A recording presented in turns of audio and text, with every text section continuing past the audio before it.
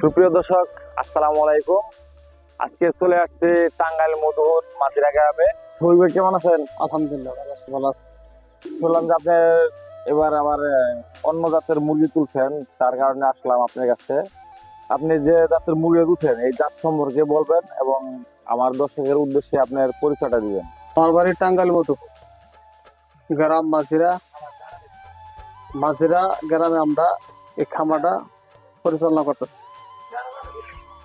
আমরা কাল্লাবাদ বাচ্চা উঠেছি, তবে আলহামদুলিল্লাহ ভালো আছে। কালারবাদ এটা আপনি তো অনেকে তো টাইগার বা ব্রয়লার করে, আপনার কালারবাদ জাতটা কি জন্য বেছে নেবেন? আমরা প্রথম যে টাইগার করছি এর ভিতরে কিছুটা লাভ পেয়েছি। মাঝখানে দেশি মুরগি করছিলাম, কিছু লস গেছে। চিন্তা ভাবনা করলাম আবার দিই কালারবাদ তুলি দিই, আল্লাহ আবার কি করে, সে উদ্দেশ্যে কালারবাদ তোলা হয়েছে। তা কি কালারবাদ মুরগিতে কি আশা করা যায় যে আলহামদুলিল্লাহ অনেক ভালো? আশা করা যায় কিছু লাভ থাকবে আল্লাহ তৌফিকে। তাহলে আপনি বর্তমান যে খামার করতেছেন, যে এর আগে আপনি কি করতেন? আমি এখন চাকরি করি, চাকরির পাশাপাশি খামারটা পরিচালনা করছি। চাকরির পাশাপাশি খামারটা পরিচালনা করতেছেন, তাই অনেক ভালো।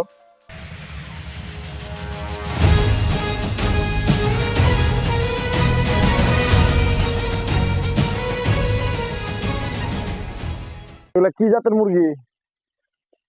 এগুলো হচ্ছে কালারবাদ। কালারবাদ না?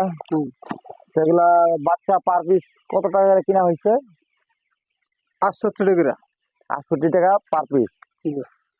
তো এগুলা কোন হাজার দিয়ে সংগ্রহ করা? হাজারে টাকা। ঢাকা হাজারি। আচ্ছা, এই কালারবাদ মুরগির বোর্ডিং করতে হয় কতদিন? এই 10-12 দিন।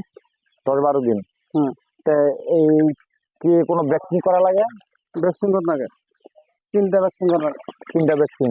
হ্যাঁ। কি কি ভ্যাকসিন করা লাগে? রানী ক্ষেত্র, গাম্বুরু। প্রথমে রানীক্ষেত। হ্যাঁ।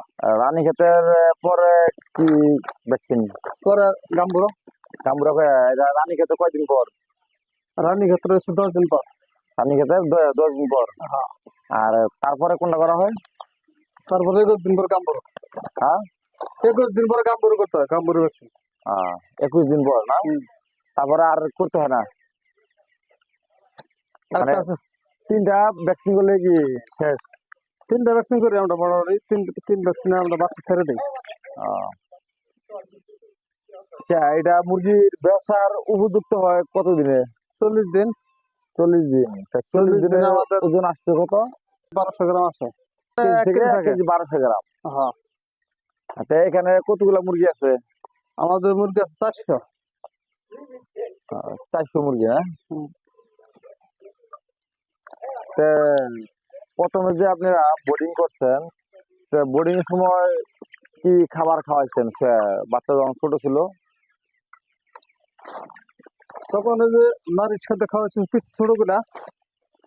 নারী ছোটগুলা। আর এখন বর্তমান কি খাদ্য দিয়ে খাওয়াচ্ছেন? এখন গোয়া খাওয়াইতেছি বড়গুলা। বড়গুলা। তো স্টার্টার খাদ্যটা কয়দিন খাওয়াইতে হয়?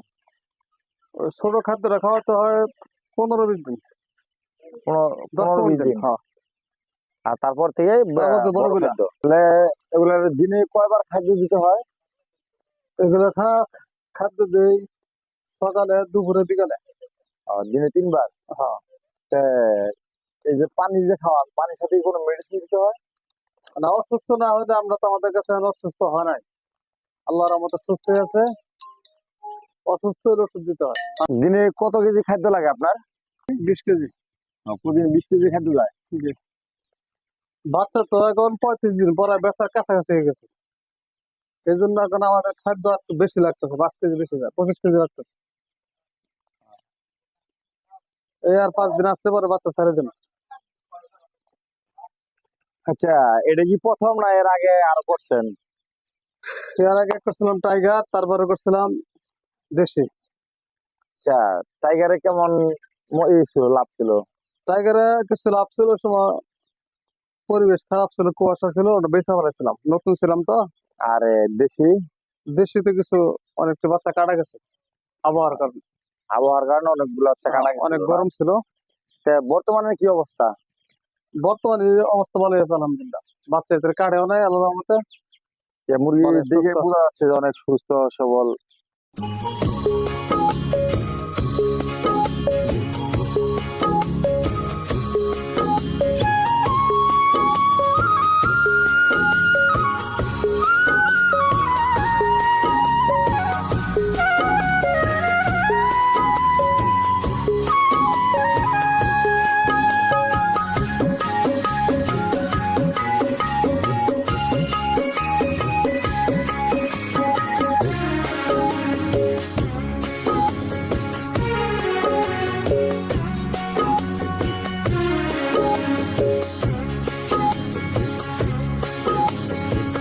হায়রে আমার মন মাতানো দেশ, হায়রে আমার সোনা ভোলা মাটি, রূপ দেখে তোর কেন আমার নয়ন ভরে